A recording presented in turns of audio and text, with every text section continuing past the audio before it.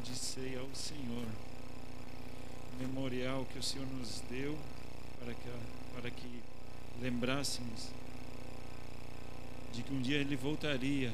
A promessa é de um dia tomá-la lá no céu conosco. Eu fiquei pensando essa semana, quando fui me preparar para a ministração desse domingo, eu nunca havia feito o estudo de todos os textos bíblicos da ceia, nos quais ela aparece, comparando. Ele realmente, por isso que Jesus é Jesus, né? Ele é um outro padrão, um nível que é para alcançar o padrão de Jesus, é Jesus. Eu gostaria de convidar você a abrir sua Bíblia em Mateus. Vamos lá para Mateus, verificar como é que a ceia é descrita em Mateus. Mateus capítulo 22. Mateus 22.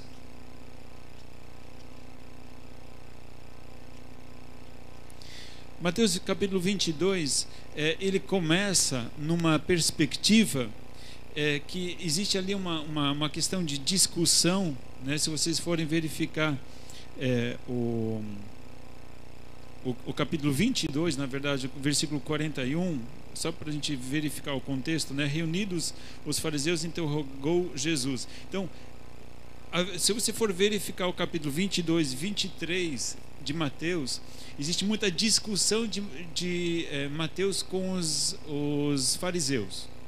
Uma discussão, eles sempre discutiam os judeus querendo pegar Jesus em contradição, eles faziam pergunta para provocar Jesus, aquela coisa toda. E Jesus já estava meio cheio já deles sempre ficarem, né, aquelas pessoas religiosas que achavam que faziam tudo certo, né, os santarrões, querendo pegar Jesus, querendo achar erro em Jesus. Aí chegou Jesus uma vez e Jesus convidou eles para questionar, porque sempre eram eles que vinham questionar Jesus. Nesse momento Jesus chamou eles para questionar. Você pode ver isso lá no versículo 41. No versículo 46, Jesus, naquelas questões que ele jogou, eles desistiram. Versículo 46: e ninguém lhe podia responder palavra. A partir daquele dia ninguém mais ousou interrogá-lo. Eles chegaram à conclusão: não dá para discutir com Jesus, não adianta, né? Porque Jesus sempre tinha uma boa resposta, e eles chegaram ao momento que eles desistiram. Falaram: não adianta mais. E aí o que acontece? Se vocês forem verificar, no capítulo 26, né? Aí que tem toda uma questão do final dos tempos. Jesus vai falando sobre como é que vai ser o final dos tempos, toda aquela questão lá. E aí no capítulo 26 a gente tem o quê? A gente acabou vendo que os sacerdotes pararam de questionar Jesus, mas não quer dizer que eles pararam de pensar em tramar alguma coisa contra Jesus. Eles pararam de falar com Jesus, mas pelas costas o caldo estava fervendo. Veja só o que acontece lá no capítulo 26, versículo 1 a 5. Tendo Jesus terminado de dizer todas essas coisas, disse aos discípulos: sabeis que daqui a 2 dias é a Páscoa, e o Filho do Homem será entregue para ser crucificado. Gente, olha só, Jesus, 2 dias antes da Páscoa, Jesus já falou: 2 dias ainda e eu vou ser crucificado. Jesus avisou os apóstolos, os discípulos, 2 dias antes que ele ia morrer na cruz. Já mandou a real para eles já, 2 dias ainda e eu vou ser crucificado. E o susto deles quando Jesus foi preso, né? Versículo 3: então os principais sacerdotes, os escribas e os anciãos do povo reuniram-se na sala do sumo sacerdote chamado Caifás, e deliberaram prender a Jesus à traição e matá-lo. Mas diziam: não durante a festa, para não haver tumulto entre o povo. Então 2 dias antes, eles tinham acabado de desistir. Não adianta discutir, não adianta a gente ficar tentando achar culpa nele, porque a gente não vai achar. Vamos fazer o seguinte: a gente vai ter que achar alguém que vai dedurar ele. A gente vai ter que achar alguém que vai entregar Jesus. Vamos armar uma armadilha, vamos armar uma coisa aqui, porque vamos fazer algum movimento. Então 2 dias antes, Jesus avisou para os apóstolos, para os discípulos: gente, 2 dias eu vou morrer, né, eu vou ser crucificado, E enquanto isso, os outros estavam confabulando. Vamos entregar Jesus. Vamos fazer o quê? Traição, tem que ser traição, tem que fazer. E o que acontece? Veja só agora, no capítulo, versículo 30. Não, antes do versículo 30. Capítulo 26, versículos 14 a 16. Então um dos 12, chamado Judas Iscariotes, foi ter com os principais sacerdotes e disse: que me quereis dar, e eu vos entregarei? E pagaram-lhe 30 moedas de prata. Desde então buscava oportunidade para entregar. Eles já estavam armando. Quando Judas chegou, eu falei: é Deus no negócio. A gente tinha acabado de reunir aqui como as coisas são, né? A gente estava justamente conversando, agora veio o discípulo dele dizer que quer entregar ele. Pá, pronto, feito, né? Quanto é que vocês podem dar? 30 moedinhas de prata aí, tá certo, tá legal. Eu tentei pesquisar um pouquinho o que eram 30 moedas de prata nos valores atuais. Aí eu tive tanta resposta, mas eu tentei pegar qual que seria um valor estimado. Então, um dos comentaristas, eu acho que é o mais coerente, né? Se você pensar que eles compraram terreno com valor da época, né? Porque Judas se arrependeu, jogou as moedas de volta para dentro do templo, então não devia ser pouca coisa.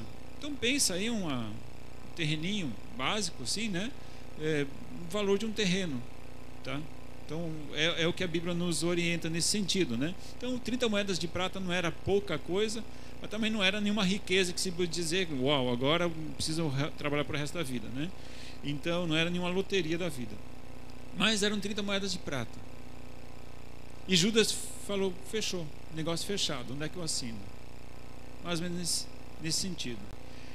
E aí, a partir daquele momento, Judas começou a estudar como é que ele ia fazer para entregar Jesus. Pensa numa cabecinha, né, astuta. Ele começou a confabular. Qual seria o melhor momento, né? Os outros já falaram: não vamos fazer isso durante a festa para não dar tumulto, né? Fica chato. Vamos esperar passar a festa, daí depois da festa a gente dá cabo dele. Judas, eu acho que não ouviu essa conversa não durante a festa, né? Então o que acontece? Aquele momento, então Judas começa a confabular na mente dele: como é que vão fazer esse negócio aí?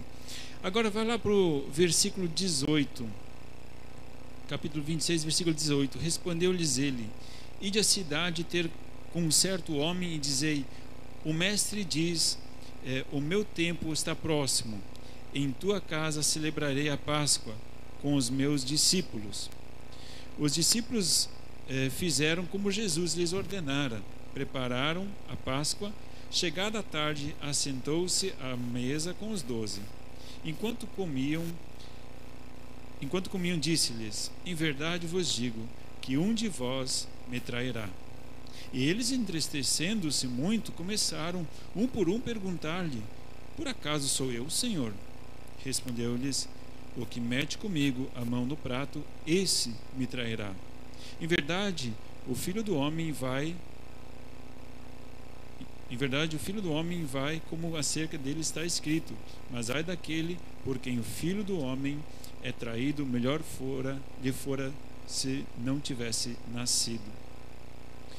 Então o que acontece?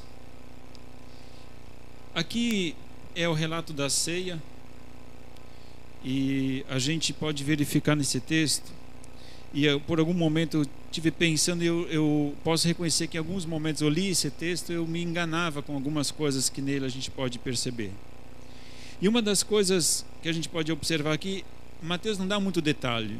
Ele diz: olha, na verdade, vão para a cidade e falem com o homem, e ali vocês arrumam uma ceia. Aí você pode dizer: poxa, mas como é que os discípulos eram para adivinhar na casa de que homem? Porque não era só um homem que vivia nessa cidade, né? Lógico, com certeza.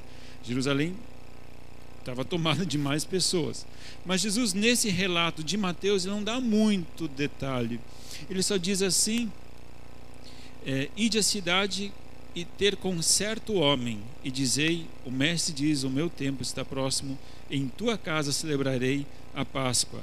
Nos outros evangelhos que a gente vai ver que ele, na verdade, ele vai dar um pouquinho mais de especificidade nesse negócio. O que acontece? Jesus vai para a cidade, manda os discípulos preparar a ceia, e era comum fazer a ceia da Páscoa. Era uma celebração, era um momento de alegria. Festejavam o quê? A saída do Egito. A saída do Egito. Então, eles sacrificavam uma ovelha, um cordeiro, assavam, né, faziam um sacrifício, mas ao mesmo tempo a carne ela era comida, era uma refeição que eles faziam. Então era uma refeição lembrando da saída do Egito, da salvação, do resgate, saindo da escravidão, vindo para uma nova vida. E os discípulos já sabiam que era comum eles fazerem essa festa, essa celebração. E aí, versículo 19: os discípulos fizeram como Jesus lhes ordenara e prepararam a Páscoa. Chegada a tarde, assentou-se à mesa com os 12. Então, o que acontece? Não era noite ainda. Essa refeição ela era feita à tardezinha, né? Então, logo depois do almoço, então vamos pensar aí lá pelas 3, passando um pouco das 3 horas, talvez eles se assentaram para fazer essa ceia. Chegada a tarde, assentou-se à mesa com os 12. Está escrito assim na tua Bíblia? Provavelmente deve estar, tá? Sentou-se com os 12. Significa todos os apóstolos que estavam sentados ali. Todos eles tinham o mesmo coração? Não, né? Cada um tinha um propósito diferente ali. Daqui a pouco a gente vai ver que, na verdade, cada um tinha uma cabeça totalmente diferente. Mas entre eles, né, orgulho que rondava cada um deles, os propósitos, um achava que era uma coisa, outros achavam que era outra coisa, alguns achavam que Jesus ia estabelecer o reino de Israel naquele momento, que eles iam governar, que cada um ia ser ministro, o Pedro ia ser ministro da pesca, né? O cara conhecia de pesca. Já João, de repente, ia ser o ministro não sei, do amor, né? Cuidar dos velhinhos, alguma coisa assim. Assim eles achavam que cada um ia ser um ministro de alguma coisa, né? Porque Jesus era o rei. Jesus é o Filho de Deus, é o Messias. E o Messias veio para governar, veio para mandar nesse negócio. Jesus, ele vai levantar Israel como um reino. Jesus vai governar e nós vamos governar junto com ele. Mais ou menos essa era a cabeça. Porque a gente vai ver lá antes da ressurreição, eles ainda estavam pensando muito sobre isso. Mas o que acontece antes da ascensão, quis dizer? O que acontece neste momento? Um deles lá no meio tinha outros planos. Um deles tinha outros planos. Nem estava tão preocupado em assumir alguma cadeira de ministério. Ele estava garantindo o dele. E ele estava sentado ali. E o pior, o mestre sabia. Jesus sabia. Jesus sabia quem deles era. E Jesus sabia o que ele ia fazer. E Jesus, com toda a calma do mundo, senta na mesa e distribui a ceia. Lá no versículo 21 diz assim: enquanto comiam, disse-lhes: em verdade vos digo que um de vós me trairá. E eles, entristecendo-se muito, começaram um por um a perguntar-lhe: por acaso sou eu, Senhor? Respondeu-lhe Jesus: o que mete comigo a mão no prato, esse me trairá. Esse versículo é que eu interpretava errado, porque eu pensei, naquele momento Jesus estava mergulhando o pão ali né? Porque eles comiam pão, mas eles mergulhavam o pão num tipo uma sopinha, um caldo, né? E eles se alimentavam dessa forma e na verdade não tinha um pratinho para cada um, tá? Eu acho que eles eram catarinas, né? Porque o catarinense gosta de ficar mergulhando coisa né? Eu acho tão estranho, né? Você tomando café, ele tem que mergulhar aquele negócio né? No café. E eu venho do Paraná, eu não sei, eu não me acostumo com isso. Depois você tem que tomar aquele negócio cheio de migalha, fica estranho, né? Mas ok, né? Cada um com seus problemas. Esse problema eu não tenho. Mas o que acontece? Eles tinham esse hábito de mergulhar o pão num tipo um molho eu pensei, quando Jesus fala isso, é porque Judas, justamente no mesmo momento que Jesus está mergulhando o pão, Judas estava junto. Falei, tá aí, ó, esse é o cara. Na verdade, eu até já tinha visto um filme que eu acho que ele era baseado nesse versículo, que diz lá que na cena do filme aparece os dois mergulhando o pão, e Jesus fala, o que está mergulhando o pão comigo agora no prato, esse é o cara. A gente vai ver que não era bem assim. Essa expressão, o que mete a mão comigo no prato, significa que o que está aqui na mesa, que está comendo junto comigo, que junto comigo está a comunhão que está acontecendo aqui, é alguém que está nessa comunhão. Então pode ser um dos 12, qualquer um dos 12.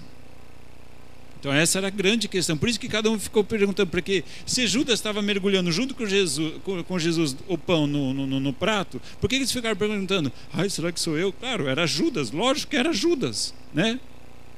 Você já pensou nisso? Se fosse, né, literal esse texto aqui, por que eles estavam perguntando, né, será que sou eu? Mas claro que lá na frente depois Jesus vai indicar quem realmente é o traidor. Em verdade, o Filho do Homem vai como acerca dele está escrito, mas ai daquele por quem o Filho do Homem é traído, melhor lhe fora ser se não tivesse nascido. Jesus dá uma grave condenação aqui, ele diz, é necessário que isso aconteça assim, mas ai daquele por quem isso vem, né? Ai daquele que está causando isto. E aí que eu comecei a confabular, eu na minha mente comecei a pensar. Jesus sabia quem o trairia. E ceia para nós é uma coisa, ok, estão se alimentando, mas na cultura judaica não é assim, tá, gente? Não é que eles apenas se alimentavam no momento de ceia. O momento de ceia tem vários símbolos dentro do judaísmo. Um deles é concordância. Concordância significa eu só sento na mesa com quem eu concordo, com quem eu me relaciono, com quem eu tenho um acordo, certo? Então quando alguém fechava um negócio, geralmente o negócio ele era fechado e depois eles faziam o quê? Uma refeição. Estamos de acordo, fechava-se o negócio ali, muitas vezes na refeição. Por isso que até Jesus fala da nova aliança, porque a ceia ela simboliza também o que? Uma nova aliança, um novo acordo. Fica claro agora, né? Um novo acordo. Então quem estava participando no momento da ceia é porque deveria estar de acordo. Jesus, no Novo Testamento a gente também tem a exortação que não deveriam tomar ceia ou participar do altar dos ídolos, né? Porque havia algumas coisas consagradas a ídolos. Então o que acontece? Paulo diz, olha, não, né, tem coisas que são consagradas. Se você não sabe se é consagrado, se não é consagrado, ora, abençoa e manda ver, não fica se preocupando muito. Agora, se você sabe que a coisa é consagrada, não é aos ídolos, mas é a demônios, ele inclusive fala isso, Paulo fala isso na carta dele. Então o que acontece? O estar numa mesa com as pessoas significava muito mais do que apenas se alimentar. Era um momento de comunhão, de acordo, de confiança. Por isso que eles não podiam comer com os incrédulos, né? Eles não podiam comer com os incrédulos, porque a partir do momento que você senta junto na mesa com um incrédulo, significa que você está de acordo com ele. E não tem acordo entre a luz e as trevas. Então, aí que eu vejo assim, mas Jesus estava de acordo com Judas então? Jesus apoiava a atitude de Judas? Jesus concordava com a atitude que Judas estava tendo? Vamos para o próximo texto. O próximo texto a gente vai encontrar em Marcos. Ele não traz muitas outras informações em relação à ceia, mas algumas coisas são interessantes. Só vou destacar aquelas que Marcos ele traz um aspecto um pouco novo. Marcos capítulo 14, versículo 13. Aqui já tem uma informação um pouco melhor, porque ali no livro de Mateus ele diz, vão para a cidade, falem com um certo homem e na casa dele vocês vão preparar a ceia. Como é que que certo homem a gente vai achar? Como é que a gente vai achar esse certo homem? Aqui em Marcos ele está melhor especificado. Versículo 13 ele diz assim: de modo que enviou dois dos discípulos, dizendo-lhes: ide à cidade, e um homem que leva um cântaro de água vos sairá ao encontro, segui-o. Onde quer que entrar, dizei-o ao dono da casa, o mestre pergunta onde está o aposento em que hei de comer a Páscoa com os meus discípulos. Então aqui já fica um pouco mais específico, né? Vão para a cidade, quando vocês estiverem chegando na cidade, vai ter um homem com um cântaro na cabeça. E este homem vocês vão seguir. Aí eu fiquei me perguntando, mas naquela cidade só tinha um homem que carregava cântaro na cabeça? Pode parecer meio absurdo, né? Mas eu tentei realmente, sendo um dos discípulos, vão para a cidade, né? Mas aí eu lendo um comentário, ele dizia assim, que geralmente quem carregava cântaros na cabeça, ou buscava água, levava água, eram as mulheres, não eram os homens. Então tinha que ser uma coisa diferente, né? Porque vai para a cidade inteira, todo mundo os homens andando com cântaro na cabeça, ia ser difícil. Mas essa minha informação já me ajudou. Então significa que era difícil ter homem carregando cântaros na cabeça. Geralmente eram as mulheres que buscavam água. E a especificidade era tão grande que a casa onde você entrar, nessa casa você diz lá que o mestre quer fazer a ceia nesta casa. Então já tem muito mais clareza. Por isso que é difícil, se você for basear um estudo apenas em um texto da Bíblia, você vai ter uma parte da história. Você precisa ver ela como um todo. E aí você vai ter a figura total de o que realmente aconteceu. Não é que eles são contraditórios, eles são complementares. Muito bem. E aí você tem a história ali de como é que eles chegaram. Versículo 17, ele diz assim: chegada a tarde, Jesus foi com os 12. Novamente a informação: os 12 estavam juntos. Quando estavam reclinados à mesa a comer, disse Jesus: em verdade vos digo que um de vós que come comigo há de trair-me. Então aqui já fica um pouco mais claro, que come comigo, não quer dizer que está metendo a mão no prato justamente no mesmo momento. Era uma expressão, queria dizer justamente o momento da refeição, né? Versículo 19: eles começaram a entristecer-se e a dizer-lhe um após outro: por acaso sou eu? Respondeu-lhes: é um dos 12 e que mete comigo a mão no prato. Neste momento, né, que está na refeição. Na verdade, o Filho do Homem vai como dele está escrito, mas ai daquele por intermédio de quem o Filho do Homem é traído. Melhor lhe fora não haver nascido. Só complementando novamente essa ideia aqui. Versículos 21 a 26, versículo 22 diz assim: enquanto comiam, Jesus tomou o pão, abençoando-o, partiu e lhes deu, dizendo: tomai, comei, isto é meu corpo. Então tomou o cálice, dando graças, deu aos discípulos, todos beberam dele. Disse-lhes: isso é o meu sangue, o sangue da nova aliança, que é derramado por muitos. Em verdade vos digo que não beberei mais do fruto da vide, até aquele dia em que beber novo no reino de Deus. Tendo cantado um hino, saíram para um monte das oliveiras. Então aqui tem uma informação a mais também, que eles cantaram um hino, né, quando foram para o monte das oliveiras, mas os relatos aqui em diante eles já são bastante comuns com o de Mateus. Vamos para Lucas. Lucas capítulo 22, nós também temos aqui o relato da ceia. E Lucas, ele já traz alguns relatos, algumas informações a mais para nos inteirar dessa situação na qual Jesus se encontra. Versículos 3 a 5. Aqui nós temos uma informação que nos outros dois talvez não ficou tão clara. Mas olha só o que acontece. No momento que Judas, lá, o versículo de Mateus, a gente leu esse texto, agora em Lucas eu vou repetir ele. Quando ele começa a falar com os sacerdotes, algo muito estranho acontece com Judas. Capítulo 22, versículo 1 em diante. Estava perto a festa das pães asmos, chamada Páscoa, e os principais sacerdotes e os escribas andavam procurando um jeito para matar Jesus secretamente, pois temiam o povo. Aquilo que a gente acabou de ver já em Mateus, né? Versículo 13. Então Satanás entrou em Judas, que tinha por sobrenome Iscariotes, que era um dos 12. E Judas foi aos principais sacerdotes e aos oficiais da guarda do templo para combinar a maneira como lhes entregaria Jesus. Eles se alegraram e concordaram em lhe dar dinheiro. Judas aceitou e começou a buscar a oportunidade para lhes entregar Jesus sem a multidão saber.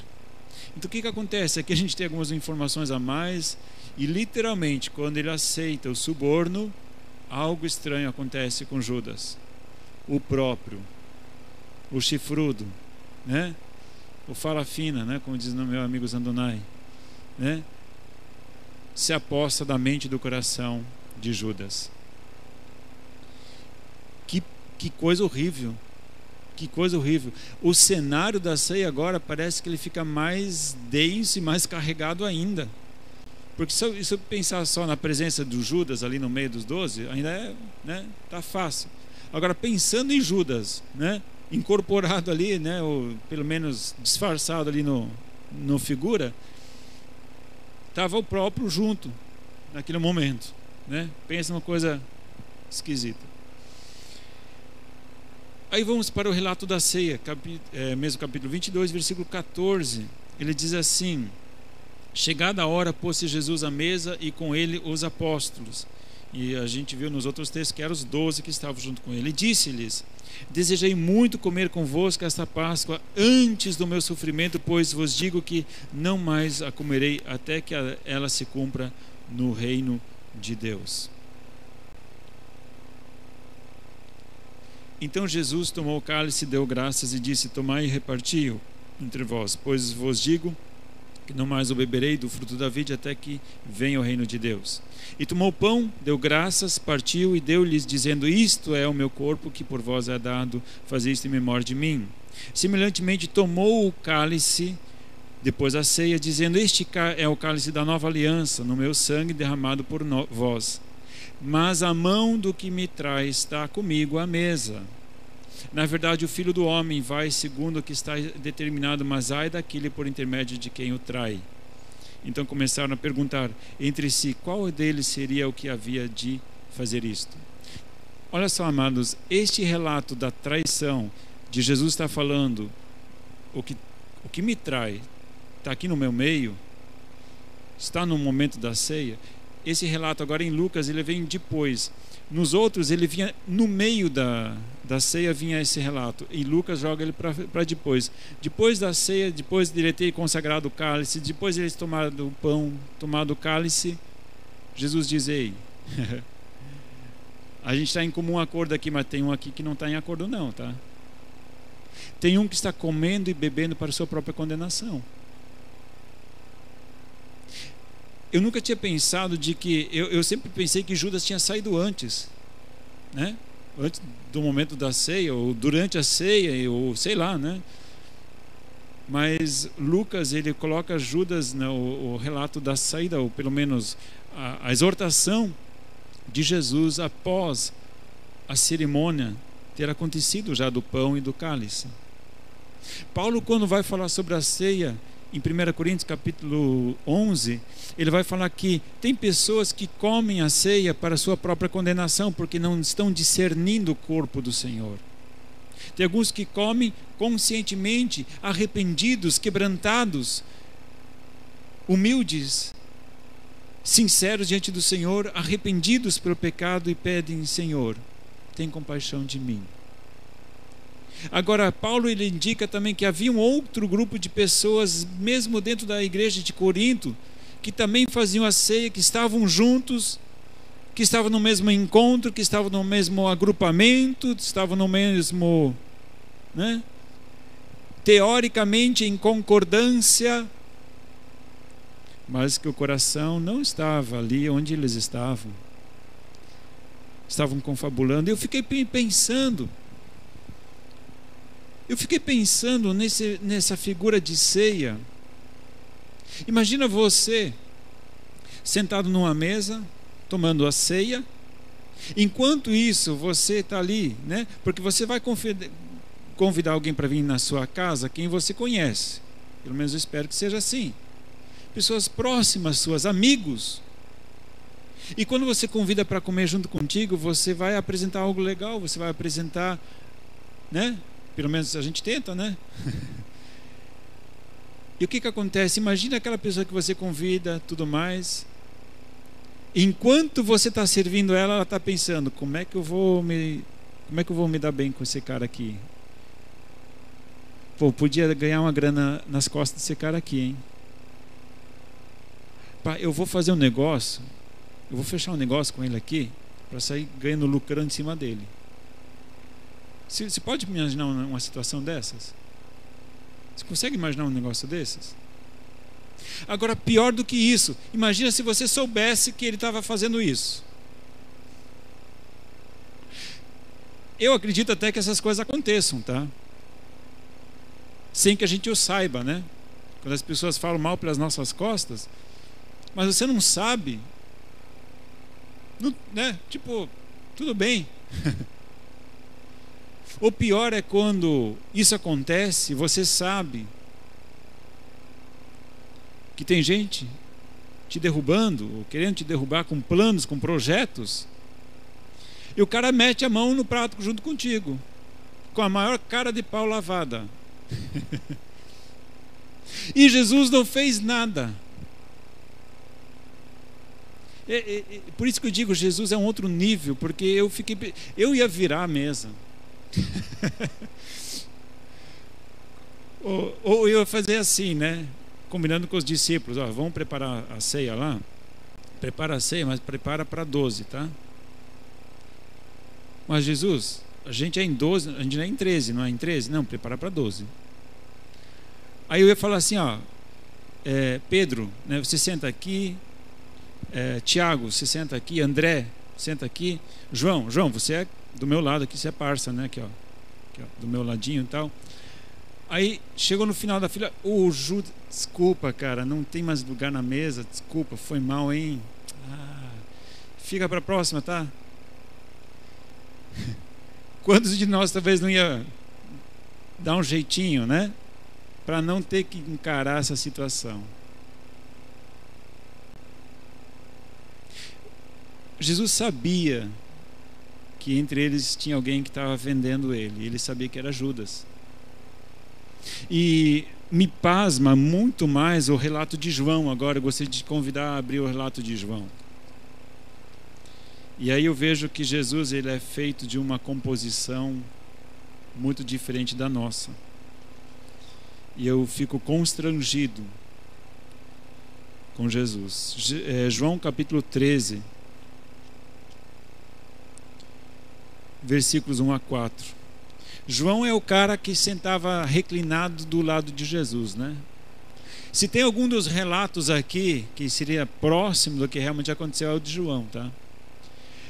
Dos relatos que eu acabei de ler, 2 deles estavam presentes no momento da ceia, que é Mateus, o cobrador de impostos, que era cobrador, que depois, né, se converteu e seguiu Jesus. Por que só Mateus apresenta 30 moedas de prata? Você pode ver que só Mateus dá a quantia. Dinheiro era com ele conhecia, ele sabia do que se tratava, né? Então, é interessante o foco de cada um. Mateus, ele era contador, certo? Então, essa expressão de cifras para ele era muito familiar. Então, ele fez questão de registrar o preço que foi pago por Jesus. Então, o que acontece? No livro de João, capítulo 13, versículos 1 em diante, diz assim: antes da festa da Páscoa, sabendo Jesus que a sua hora de passar deste mundo para o Pai já tinha chegado, como havia amado os seus que estavam no mundo, amou-os até o fim. Durante a ceia, tendo já o diabo posto no coração de Judas Iscariotes, filho de Simão, que o traísse, Jesus, sabendo que o Pai tinha depositado nas suas mãos todas as coisas que haviam saído de Deus e ia para Deus. Amados, olha só, Jesus, quando senta na ceia, juntou todos os 12 apóstolos, discípulos em volta dele. Tinha um lá que já estava com o coração entregue para o chifrudo, estava sentado no meio deles lá. Jesus, com toda a calma, serve os seus apóstolos, os seus discípulos, e ele os amou até o fim. Ele os amou até o fim. Versículo 4: levantou-se da ceia, tirou a vestimenta de cima, e tomando uma toalha, cingiu-se com ela. Depois colocou água numa bacia e começou a lavar os pés dos discípulos e enxugá-los com a toalha com que estava cingido. Aproximou-se de Simão Pedro, que lhe disse: Senhor, tu vais lavar os meus pés? Respondeu Jesus: o que eu faço não o sabes agora, mas o compreenderás depois. Disse Pedro: nunca me lavarás os pés. Respondeu Jesus: se eu não te lavar, não tens parte comigo. Respondeu Simão Pedro: Senhor, não apenas os pés, mas também as mãos e a cabeça. Disse Jesus: aquele que já se banhou não necessita de lavar-se, senão os pés. No mais está limpo. Ora, vós estáis limpos, mas não todos. Pois ele sabia quem havia de trair. Foi por isso que disse: nem todos estáis limpos. Naquele momento, Jesus vai e começa a lavar os pés dos discípulos, dos apóstolos. Lavou de todos. Lavou de todos. Não deixou ninguém de lado. Inclusive os pés de Judas. Aquele que já estava incorporado com o mal dentro dele. Aquele que já tinha ganho grana. Já tinha ganho o pagamento adiantado já. Judas não era bobo. Pagamento adiantado já. E estava lá ele também, e Jesus sabia. Jesus é um outro padrão, outro nível. E então, naquele momento, ele serve. Os outros não falam desse momento. Os outros relatos todos, eles excluem essa parte do lavar os pés. Mas o lavar dos pés, ele tem um símbolo muito próprio, que é o que? Servir. Humildade. Servidão. Simplicidade. E quando a gente olha para o relato bíblico, vocês vão ver que depois disso, olha só, gente, o relato da ceia em João, ele termina aqui no capítulo 13. Vai lá, ó, continua capítulo 13, 14, 15, 16, 17. Vão lá para o capítulo 18, versículo 1. Tendo Jesus terminado de orar, porque isso é tudo na ceia ainda, tá? Partiu com os discípulos e atravessaram o vale do Cedron. Havia ali um jardim onde Jesus entrou com os seus discípulos. Gente, até o capítulo 18 ele descreve o que acontece depois da ceia. Vocês já perceberam isso? Tudo isso acontece depois da ceia. Jesus começa a ensinar sobre o Espírito Santo. Jesus começa a ensinar das coisas que estavam por vir. Ele fala muito, dá instruções para os discípulos. Mas principalmente uma coisa, e dessa o nosso querido, né, encarnado ali não participa, que é justamente de toda essa parte aqui, da promessa do Espírito Santo. Ele não participou. Das instruções que ele dá para os discípulos. E principalmente no capítulo 17, Jesus ora pelos discípulos. Essa bênção ele não recebeu. Isso ele não fez parte. Como é que a gente sabe disso? Volta lá para o capítulo 13. Vamos ler agora, versículo 21 a 23. Tendo Jesus, eles têm a parte da ceia aqui, né? Tudo mais, só que o relato da ceia mesmo, ele não é tão descrito no livro de João. Agora vai lá para o versículo 21. Tendo Jesus dito isso, perturbou-se em espírito e afirmou: em verdade vos digo que um de vós me trairá. E os discípulos olharam uns para os outros sem saber de quem ele falava. Um de seus discípulos, aquele que Jesus amava, estava reclinado próximo a Jesus. Simão Pedro fez sinal a este, dizendo: pergunta de quem é o mestre está falando, né? Fico pensando em Pedro, né?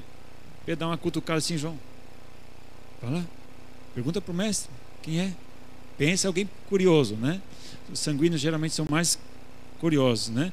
Então Pedro, tomando a frente, vai lá, pergunta para o mestre quem é. Jesus respondeu: é aquele a quem eu der o pedaço de pão molhado. Significa que Jesus molhou o pão. E aqui, ó.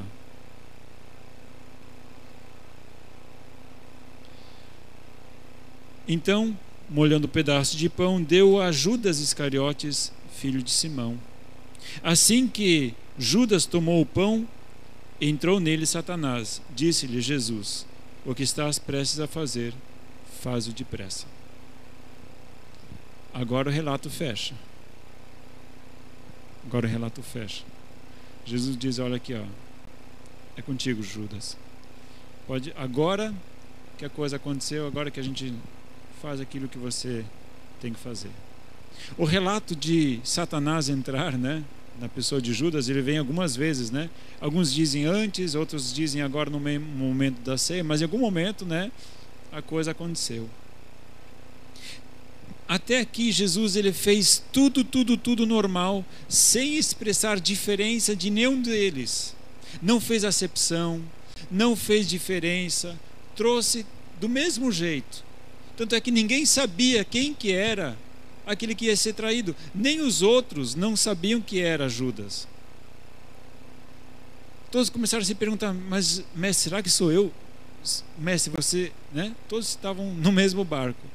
Mas Jesus diz: não, está aqui. Mas nenhum dos que estavam reclinados à mesa compreendeu que propósito lhe dissera isso. Olha só, eles continuaram não sabendo. Jesus diz: olha, faz o que você tem que fazer. Olha só o que eles estavam pensando.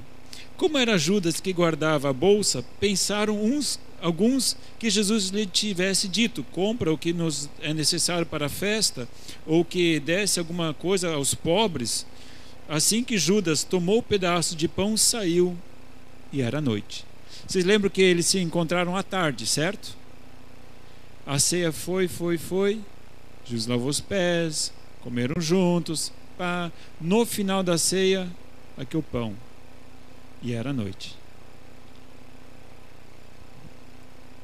O que eu quero trazer para nós nisso tudo,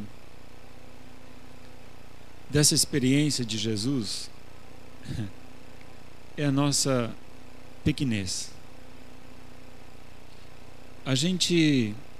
Eu fico vendo como Jesus ele é um outro nível de cristianismo que a gente precisa ainda chegar num nível perto de Jesus.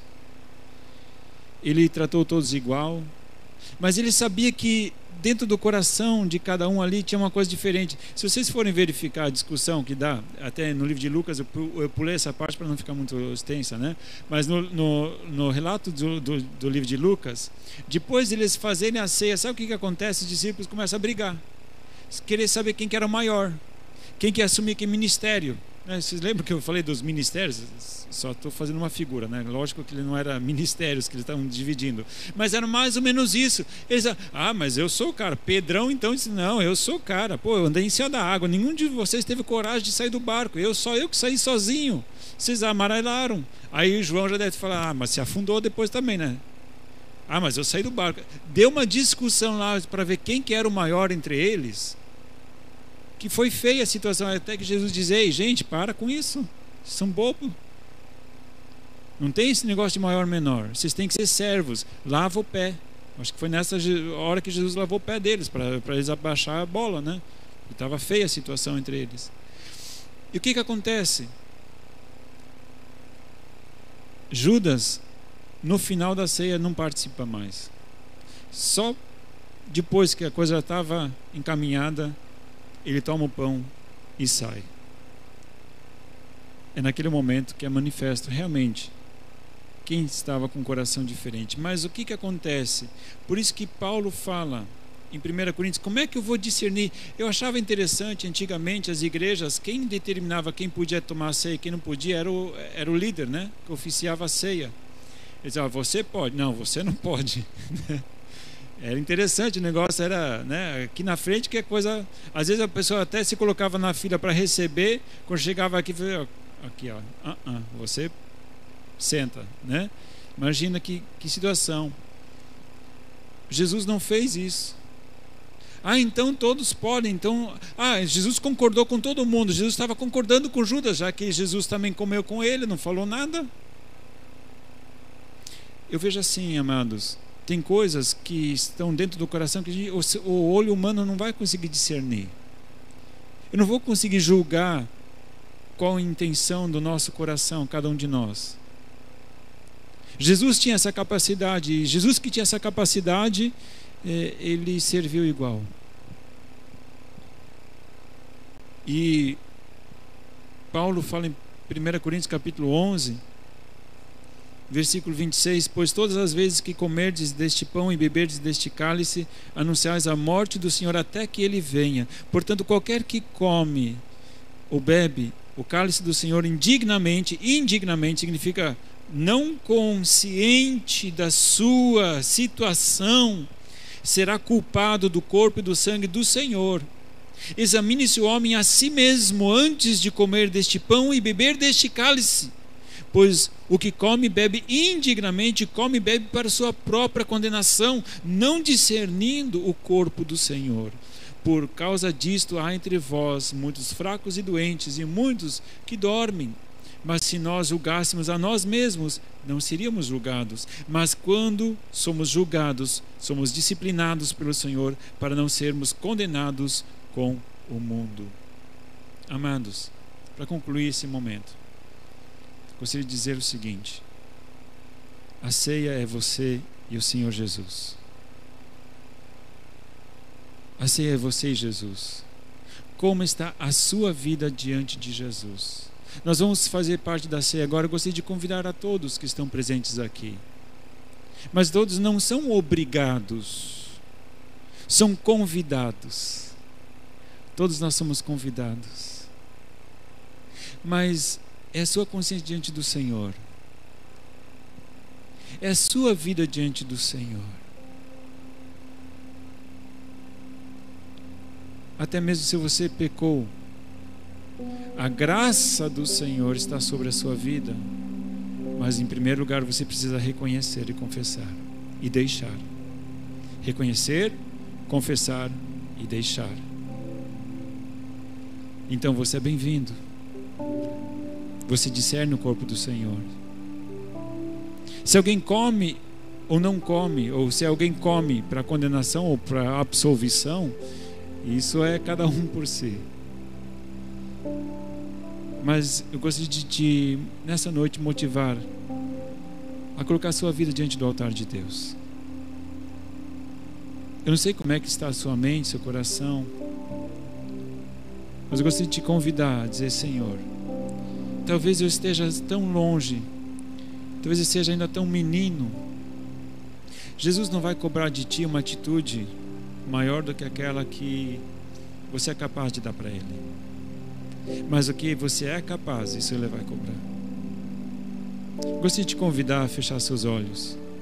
Se você quiser ficar de pé, pode ficar de pé. Eu gostaria de te convidar para colocar sua vida diante do altar do Senhor. Ser restaurado, curado, perdoado. Porque a todos aqueles que confessam o seu pecado, Ele é fiel e justo para nos perdoar os pecados, nos purificar de toda a maldade. Ele pode fazer isso. Papai, em nome de Jesus, nessa noite nós gostaríamos de te agradecer que Jesus amou os seus e os amou até o fim. Eu te agradeço, meu Pai querido, porque hoje é dia de arrependimento, hoje é dia de restauração e de cura. Pai, perdoa-nos quando nós ainda não temos uma capacidade tal qual o nosso Mestre, porque Ele é perfeito, Ele é santo, Ele é justo, Ele é fiel, e desta forma Ele foi para a cruz, e não há nada que nós possamos dizer que Ele não tenha feito maravilhosamente bem. Porque Ele foi inculpável, Ele foi santo, inclusive no momento de acusações, Ele nem respondeu. No momento de cear, Ele não pecou, Ele não permitiu que o mal controlasse Ele. E com amor, Ele agiu. Pai, em nome de Jesus, livra-nos de todo o pecado, de todo o mal. Liberta-nos, Pai, em nome de Jesus. Te louvo e te agradeço, Pai, que nessa noite o Senhor está nos convidando a fazer parte da mesa da ceia.